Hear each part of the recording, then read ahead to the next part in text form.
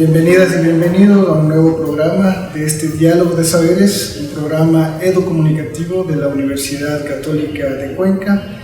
Esta vez nos encontramos junto al doctor Pedro Martínez, es el decano de investigación, con quien vamos a conversar un poco sobre todo el proceso que están realizando muy acertadamente en la universidad con respecto a la investigación. Pedro, muchas gracias por estar con nosotros. Bueno, pues muchas gracias por la invitación, Sebas. Pedro, empecemos un poco hablando brevemente sobre tu formación académica y tu carrera profesional. Bueno, en relación con la investigación, con la gestión, más bien, yo empecé ya en España, ¿no? En España yo fui director de carrera de Educación Social, una carrera que tiene poco que ver con la psicología. De hecho, de formación soy psicólogo, pero me he dedicado prácticamente 12 años a temas de gestión. Entonces, realmente como psicólogo he ejercido unos 7 años, pero llevo como unos 20 años dedicado a cuestiones que no tienen que ver directamente con la psicología, ¿no? Más bien con la gestión académica e investigativa, ¿no? Estuve en la UNAE, donde tuvimos el gusto de coincidir, unos 14 meses, fueron algo más de un año, donde estuve de jefe de investigación casi todo el tiempo que estuve en la UNAE. Pasé a IKEAM, donde comencé en la jefatura de investigación y posteriormente quedé como vicerrector encargado porque renunció Eber Morales, que era el vicerrector académico titular. En la UNAE no había un vicerrectorado de investigación, sino que más bien había un vicerrectorado de innovación, pero el vicerrectorado de innovación se dedicaba exclusivamente a innovación y no estaba muy conectado con investigación. Entonces, precisamente el rector me encargó un poco que organizara el tema de grupos de investigación. Y después de ese periodo, pues ya hace 2 años y medio, entré como vicerrector de investigación. Yo me formé en Oviedo, en España, soy doctor en psicología, hice el doctorado muy jovencito, con 27 años. En aquella época ya me vinculé a la investigación con una beca del CSIC, del Consejo Superior de Investigaciones Científicas, y empecé a trabajar con un profesor que lo he traído ahora a hacer una estancia, estuvo aquí haciendo una estancia de un mes con un profesor en temas de psicología diferencial y psicometría. Fue cuando empecé con cuestiones de investigación, por allá por el año 92, estamos hablando, o sea que ya ha llovido bastante. Pero en total, digamos que como años de gestión son 12 años, ¿no? La experiencia de España también me vino muy bien porque el tiempo que yo estuve de director de carrera, pues tuvimos que acreditar los títulos al proceso de Bolonia, que se dio en aquel momento, o sea, convertir los títulos en grado, ¿no? Lo que eran licenciaturas y diplomaturas pasaron a ser grado, y me tocó a mí ese periodo de transición y tuvimos ahí un éxito notable convirtiendo educación social, que era una diplomatura, convirtiéndolo en un grado, ¿no? Pero yo no he sido, digamos, tampoco, yo tengo aquí investigadores que son más top que yo, ¿no? O sea, lo mío ha sido la gestión de la investigación y lo mío también ha sido mucho la docencia, porque he estado en 7 universidades diferentes, públicas y privadas, he impartido más de 50 asignaturas diferentes, incluso he dado clase en periodismo, o sea, mi experiencia viene un poco por ahí. Eres una persona de gran experiencia también y seguramente estos son atributos importantes al momento de gestionar precisamente el tema de la investigación. En 2 años, la Universidad Católica de Cuenca ha avanzado mucho en este aspecto. Antes de hablar de estos avances, de todas maneras me gustaría saber tu concepto sobre la investigación. Bueno, es un concepto que ha cambiado conforme ha cambiado el concepto de la historia también, ¿no? Es decir, mi concepto de investigación, yo soy un clásico, ¿no? Como empecé esto pues muy joven y ya soy viejito, siempre he visto la investigación como conocimiento, como ciencia, como generación de conocimiento, ¿no? Lo que pasa es que, es decir, muy asociado a investigación básica, y me he movido mucho en grupos de investigación que han hecho bastante investigación básica, ¿no? Pero con los años y con la transformación que ha tenido el planeta en temas de investigación. Sobre todo, hay que decirlo, impulsado por las investigaciones en cambio global. Es decir, los desafíos que ha ido enfrentando la humanidad han hecho pues, que ahora mismo, por ejemplo, el 50% de la producción científica es en cambio global, es en cambio climático. Con el tiempo de COVID eso se trasladó al problema del COVID, ¿no? Es decir, la investigación ha ido evolucionando en estos 20 últimos años de mucha investigación básica, mucha carga de investigación básica, a más carga de investigación aplicada. Y ha sido a partir de los 90 que ha habido un poco esa necesidad de hacer vinculación. Y desde hace como unos 10 años, incluso, pues fíjate, institutos como el Max Planck, o el Tecnológico de Suiza, el propio MIT, pues que han sido líderes en cuestión de tecnología y de investigación, han sido, pues bueno, institutos que han incluido dentro de su proceso el poder conectarse más con la sociedad y el poder hacer cosas que fueran más aplicadas, ¿no? Entonces, en este sentido, la investigación es conocimiento al servicio de la sociedad, diría yo, ¿no? En estos momentos, esa es la realidad de la investigación. Es bien interesante esto. También, digamos, hay un interés contextual de la investigación que de alguna manera retorna para criticar sus propias bases y también sus prioridades. Efectivamente, claro, mira, por ejemplo, ahora e incluso pues hay como una mayor globalización, ¿no? Porque, bueno, todos sabemos también que el dominio anglosajón en la ciencia sigue siendo bastante absoluto, ¿no? Sin embargo, vemos movimientos, por ejemplo, hablo de la carrera espacial. La carrera espacial de los años 30, 40, 50, la Guerra Fría, la época de la Guerra Fría, era un arma arrojadiza política entre la Unión Soviética y Estados Unidos, y el resto asistíamos impávidos pues, a la época de los Voyager, de los Sputnik antes, ¿no? Asistíamos un poco impávidos a eso y era como una demostración de poder. Hoy en día vemos que recientemente estos días se ha incorporado India, que ha aterrizado, o sea, un país en vías de desarrollo, coloca una sonda espacial en la cara sur de la Luna, que nadie había llegado hasta ahí, con la finalidad de encontrar agua, y ya la China también pues ha aterrizado en la Luna,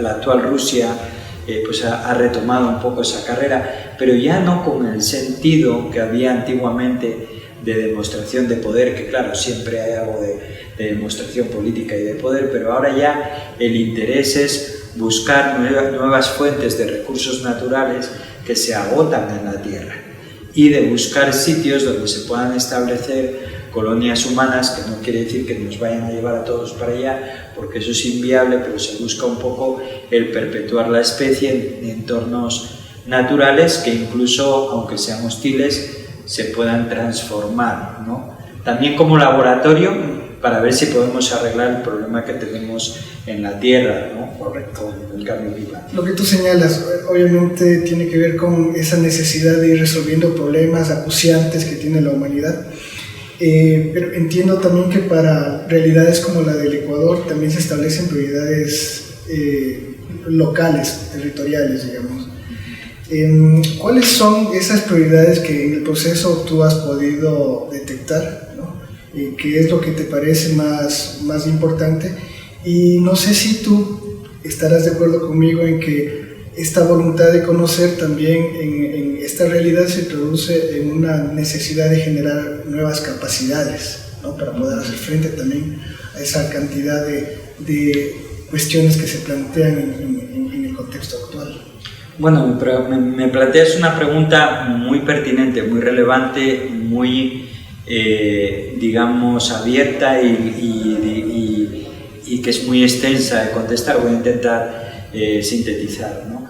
Pero por centrarnos un poco en el país que ya es mi país porque llevo 8 años aquí, y como digo yo, pues estoy muy agradecido porque yo he podido apuntalar y desarrollar mucho más mi carrera profesional, ¿no? Muchas veces me dicen como un europeo, bueno, realmente Ecuador tiene unas posibilidades ahora mismo de desarrollo de la investigación por las necesidades que tiene no solo el país, sino el planeta, mucho mayores que las que pueda tener Europa. Nosotros tenemos aquí bastantes europeos que vienen sobre todo al área de los laboratorios de biología, porque ellos tienen aquí una reserva de biodiversidad que no tienen en Europa, por ejemplo, ¿no? Aquí tenemos el Amazonas, aquí tenemos una reserva hídrica que es de las 3 más importantes que hay en el mundo, por ejemplo, y estamos viendo que incluso en Latinoamérica, en Uruguay, están con problemas de escasez de agua, ¿no? Entonces, realmente hay varias emergencias, ¿no? Primero es el estudio del agua. El estudio del agua es fundamental en el Ecuador. Nosotros tenemos un laboratorio aquí de hidrología excelente, que incluso Carlos Matovelli, el ingeniero que lo dirige, ha estado como consultor de Naciones Unidas, etc. O sea que tenemos por ahí muchas posibilidades con el tema del agua. El tema de la conservación de especies es muy importante. El tema de, por ejemplo, de la bioremediación también. Y en ese tema, por ejemplo, tenemos el laboratorio de microbiología y principios activos que está trabajando. La cuestión agrícola es una cuestión fundamental, no solo por conseguir una mayor justicia económica y social del campo ecuatoriano, que eso por supuesto es un desafío socioeconómico fundamental, ¿no? Sino también por todos los procesos de mejorar el agro, por ejemplo en las partes de automatización y mecanización del agro. Con nuestra decana de agronomía, que es una decana excelente, Verónica Vivar, precisamente hablábamos, decía ella, Pedro, a veces no hay muchos estudiantes en agronomía porque los chicos, claro, ven a sus papás, a sus abuelos trabajando en el campo y lo consideran un trabajo como muy duro, pero hoy en día la tecnología ha avanzado mucho, entonces muchas veces el estar monitoreando pues el campo pues se puede hacer desde una oficina con un celular, es decir, hay una serie de procesos tecnológicos que hacen que sea mucho más atractivo el trabajo en el agro, ¿no? Entonces el sector del agro ecuatoriano es otra prioridad. El tema del agua, el agro, el tema de la electricidad. Estamos viendo cómo Ecuador es un país que puede tener recursos eléctricos incluso para exportar y sin embargo ahora se ve obligado a importar por una mala gestión, una mala gobernanza. Recientemente estamos ahora potenciando una carrera de gobernanza y política. Otra cuestión también fundamental por todos los casos que ha habido de corrupción, de despilfarro de recursos en un país que es de los más ricos del mundo, que no se entiende cómo ha habido ese despilfarro de recursos, ¿no? Todo el mundo habla del tema de la seguridad y eso tiene que ver con la tecnología también, ¿no? Con el control tecnológico que se puede... Por ejemplo, a mí me llama la atención que el otro día escuchaba en las noticias que en la zona de Durán y algunas otras zonas de Guayaquil sí había habido instalación de cámaras, pero no habían sido eficaces. Sin embargo, yo me pregunto cómo es que no son eficaces si resulta que en Europa todo tienen con cámaras y han conseguido reducir la presencia policial, la presencia militar es mínima, ¿no? Los niveles de seguridad. Entonces, la dotación que debe tener la policía, por ejemplo, todo eso, es tecnología. Nosotros aquí tenemos unos excelentes laboratorios que pueden desarrollar esa tecnología y que podemos poner al servicio de la sociedad también. Y qué decir, por ejemplo, del crecimiento industrial sostenible, ecológicamente sostenible. Ecuador tiene un potencial que el propio ecuatoriano mismamente no conoce. Ahora, por suerte, ya tenemos gente más formada, que se ha ido a formar al extranjero, que están viniendo, potencial que también en cierta manera se ha quemado porque toda aquella política de becas que hubo de Senestit, pues hace unos 10 años, ¿no? Pues actualmente no ha redundado en el país, que era la idea.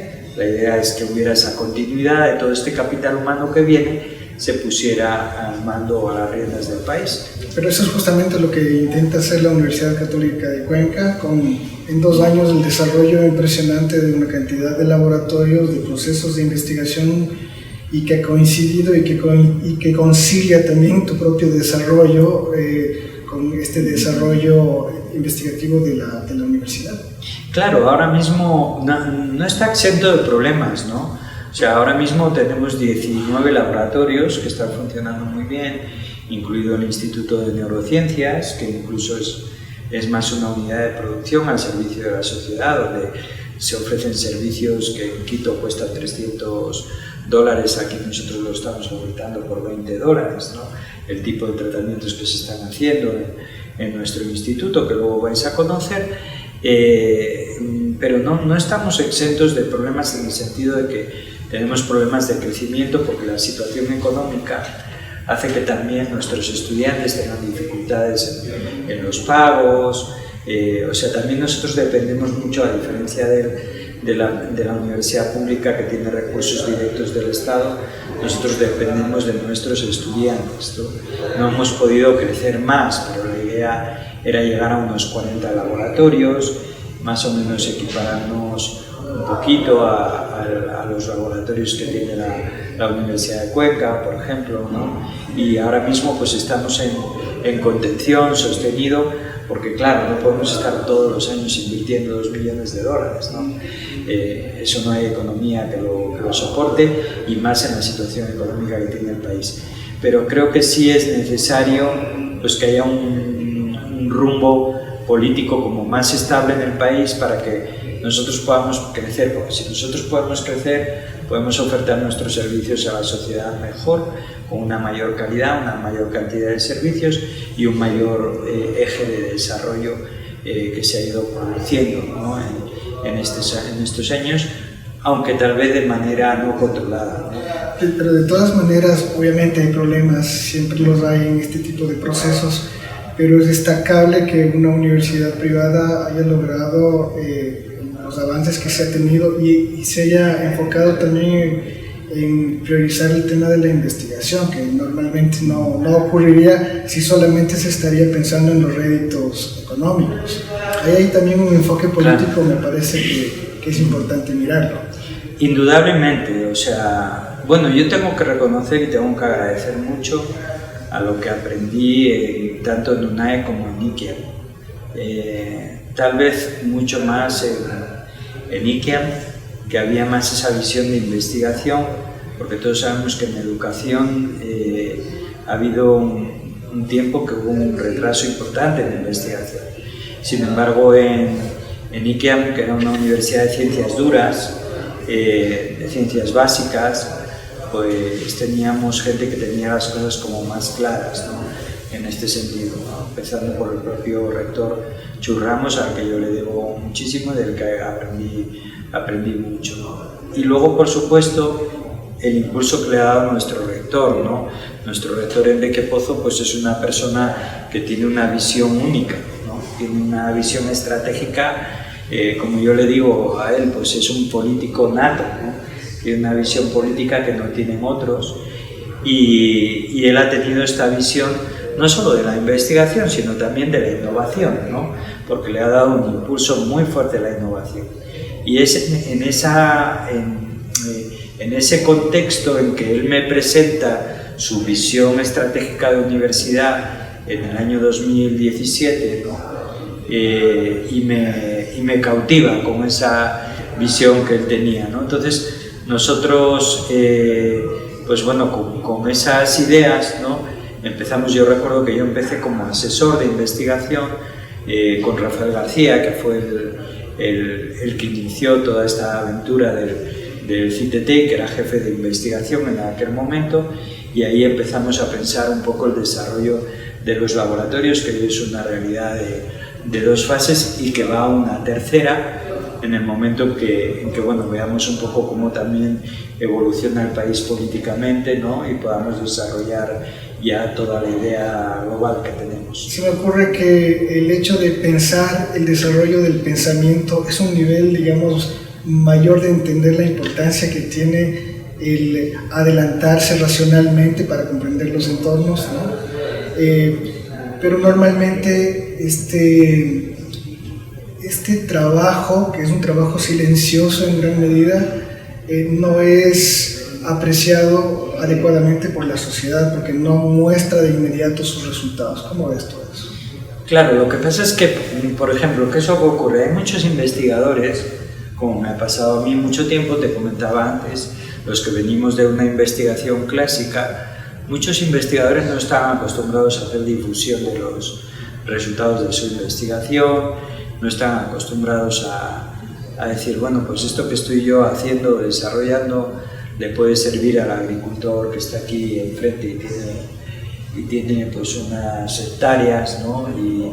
Y no sabe cómo, digamos, cuál es el medio más adecuado de cultivo o cómo soslayar los problemas que tiene la tierra, etcétera, ¿no? Muchas veces no se hace ese nexo porque, bueno, la imagen que hay del científico encerrado en su laboratorio, ¿no? Ahora cada vez más los laboratorios están dentro y fuera, ¿no? Y pongo un ejemplo de este desarrollo. Nosotros tenemos no solo laboratorios aquí, sino también tenemos, recientemente se inauguró un laboratorio por iniciativa de la Decana de Agronomía de entomología, en colaboración con la Sociedad Entomológica Ecuatoriana, en el Jardín Botánico de Cuenca. Entonces, es un precedente de que una universidad privada, que bueno, sabemos que no tiene ánimo de lucro por ley, ¿no?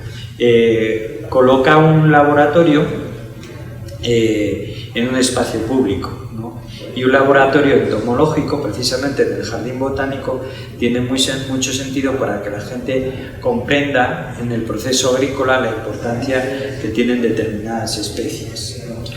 Entonces, en ese sentido, hemos ido, digamos, haciendo un esfuerzo, pero que no es fácil a veces para los científicos salir, digamos, de su cápsula, de su laboratorio, y sobre todo no es fácil explicarlo a la sociedad, ¿no? También tenemos un área de cultura que también por empeño de nuestro rector se ha ido vinculando más a la parte de divulgación científica, ¿no? Y hemos ido conectando un poco arte y ciencia, ¿no? Asimismo con innovación también, ¿no? También tenemos una jefatura de innovación que la verdad ha dado pasos agigantados, y en colaboración con investigación pues tenemos Calari, la incubadora de empresas, por ejemplo. Hablando un poquito de eso, la investigación contextual también tiene que ser una investigación pertinente, y en esa línea la universidad ha logrado varios reconocimientos nacionales e internacionales también, pero tiene proyectos emblemáticos de investigación. Por favor, cuéntanos un poco de esto. Sí, bueno, a nivel, ahora realmente no estamos tan, o por lo menos a lo mejor yo soy muy exigente en eso, no estamos tan desarrollados en este sentido, y ahora estamos generando programas de investigación para poder, hablo ahora exactamente de la pertinencia. Precisamente con el señor rector el otro día conversamos que muchas veces el investigador se queda con ideas de escritorio, ¿no? Bueno, pues sí hemos tenido unos cuantos reconocimientos, es cierto, por nuestra labor investigativa con la sociedad, pues por ejemplo, más en temas de vinculación, en los programas que ha desarrollado el gobierno en las zonas rurales, por ejemplo, trabajo en contra de la desnutrición infantil, que es un problema estructural de las bolsas de pobreza que tiene Ecuador. En eso hemos recibido reconocimientos. De Estados Unidos también constantemente pues, se han estado uniendo tanto de la Embajada norteamericana como de algunos programas específicos que tiene la jefatura de internacionalización para colaborar con nosotros. Por ejemplo, con Project Hope nos ha reconocido también. Es un trabajo de la jefatura de vinculación y de la jefatura de internacionalización que obviamente se ha ido conectando con investigación, pero ahora mismo lo que queremos es generar programas de investigación para conseguir que esta pertinencia, que estaba reconocida puntualmente en algunos casos concretos, tenga ya un paraguas global, ¿no? Y todo lo que se haga, todo esté ajustado a pertinencia, ¿no? Recientemente hemos sacado una convocatoria que es de las 5P, que está totalmente anclada a los objetivos del desarrollo sostenible, ¿no? Entonces, en ese sentido, del municipio también hemos recibido varios reconocimientos, por ejemplo, el ingeniero Diego Morales en economía circular, pues ha desarrollado varios proyectos, fundamentalmente con plástico. Incluso hace poco ha hecho una propuesta que ha llamado mucho la atención al municipio, de utilizar sus programas de reciclado de plástico no solo en la infraestructura del municipio, sino también en las iniciativas sobre el pavimento, ¿no? Entonces, realmente sí tenemos gente que ha hecho un trabajo excepcional. Mismamente Javier Cabrera ha trabajado en un montón de proyectos con el municipio, incluidos cuestiones de discapacidad, donde también hemos tenido varios reconocimientos, ¿no? Tenemos un laboratorio que se llama Inclulab, que está en la Basílica, que es de inclusión laboral para discapacitados. O sea, es verdad que hay varios reconocimientos y que vinculan con la pertinencia, pero ahora mismo con nuestra jefatura de calidad, con Santiago Moscoso, estamos queriendo generar un modelo de gestión de investigación que tenga ese paraguas de 3 grandes programas de investigación científica, pero que estén totalmente alineados a las políticas nacionales, ¿no? Y a las necesidades de las políticas nacionales. Que no se trata de coartar la libertad de investigación de cada uno de los investigadores, sino de lo que se trata es de financiar lo que realmente es pertinente y le interesa desarrollar al Ecuador. Obviamente con aliados estratégicos que los tenemos, como digo, Estados Unidos y España son 2 aliados estratégicos, también Alemania, tenemos muy buena relación con los alemanes, ¿no? Y estamos desarrollando varios proyectos. Como digo, el proyecto, por ejemplo, de anfibios ha tenido mucho reconocimiento y va a ser muy importante para procesos de bioremediación. Es decir, sí hay, pero ahora mismo están como un poco aislados y queremos meterlos en ese paraguas de programas de investigación. Correcto. Vamos a hablar puntualmente de uno de los proyectos estrella que tiene la universidad, que es el proyecto de investigación Nexus. Sí, bueno, yo no diría, claro, está mal que yo hable del proyecto Nexus porque soy el director del proyecto. Esto surgió antes de que yo entrara en el vicerrectorado, ¿no? Porque ahora claramente entraría en conflicto de intereses, ¿no? Antes de que yo entrara en el vicerrectorado se planteó el proyecto Nexus como un proyecto de detección del engaño en la evaluación psicológica, y que por recomendación del Comité de Ética de Investigaciones Médicas del Principado de Asturias de España, donde presentamos un pilotaje y nos lo aprobaron, y ahora he estado yo un mes haciendo investigación allí con ellos. La recomendación de ellos era ampliarlo a detección del engaño en adultos, no solo la detección del engaño en la evaluación psicológica, sino ampliarlo a varios contextos, ¿no? Por ejemplo, el contexto judicial, forense, ¿no?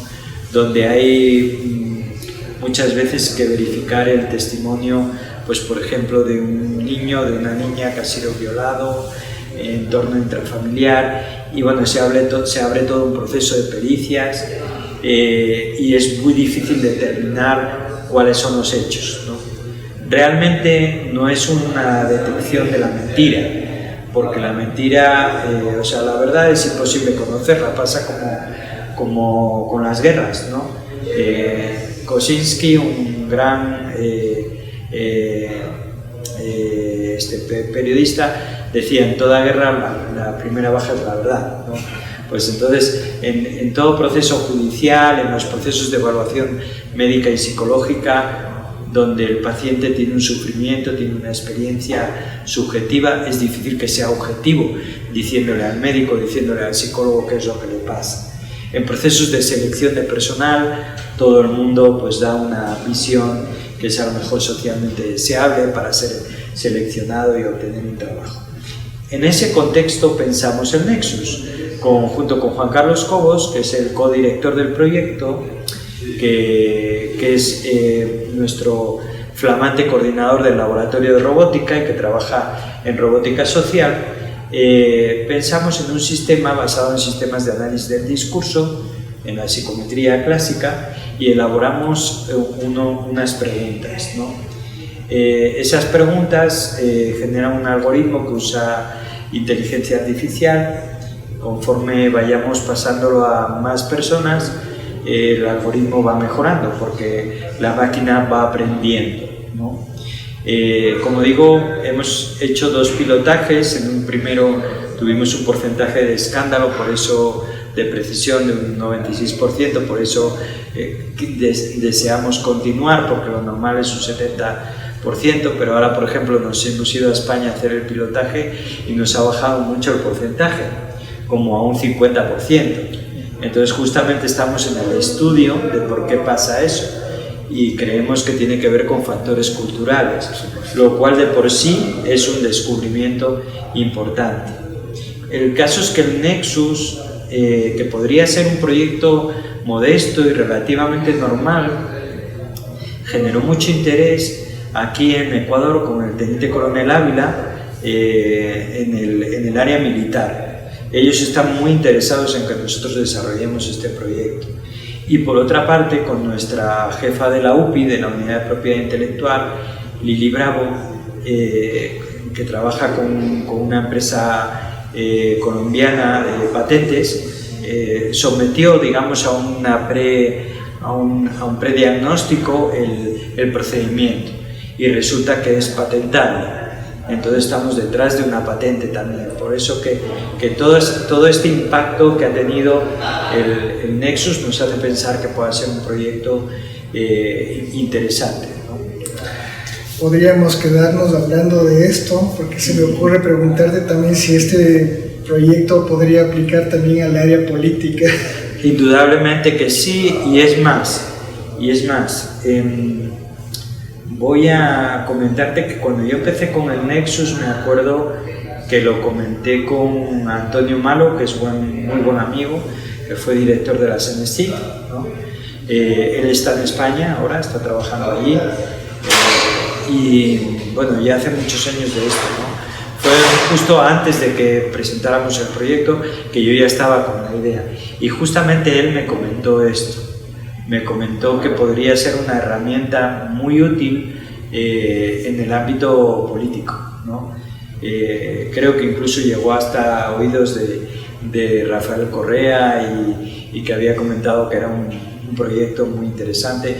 Yo en aquel momento estaba en esa administración trabajando, ¿no? Trabajaba en Ike, ¿no?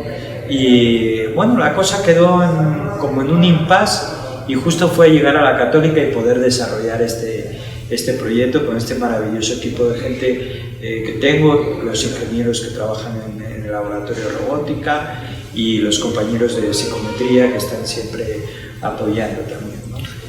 Pedro, te quiero agradecer mucho por este tiempo que nos has dedicado. Hemos hablado profundamente sobre varios temas, ojalá podamos hacerlo próximamente. Muy bien, muchísimas gracias a vosotros por la oportunidad. Muchas gracias. Los invitamos a seguir acompañándonos en otro episodio de este programa Diálogo de Saberes.